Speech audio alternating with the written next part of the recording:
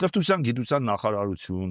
երիտասարդության եւ սպորտի։ Իմ այդ բոլորը դուք ասում եք միավորել են, չէ՞։ Ինձ հետաքրքիր չի այդ բոլորը կարող են նորել вообще վերացնեն։ Ինձ հետաքրքիր չի այդ երևույթները կա, չէ՞, մշակույթ հասկացողություն յուրաքանչյուր ժողովուրդ ունի։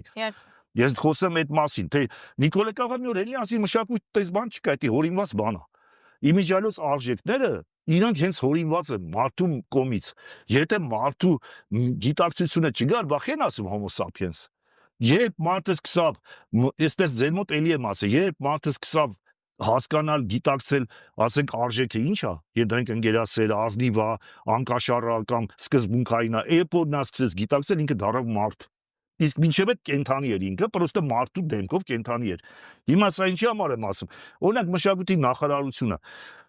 դա ինչ է, կոչվածը ինչ անի։ Ասենք կինո նկարի, գրականությունը հրատարակի, նկարչություն, երաժշտություն, բան, չէ, արվեստը, մշակույթը անի, կենցաղային մշակույթը հենց թողեն մի կողմ։ Հիմա եթե այդ մարդիկ չեն քարոզում իրանց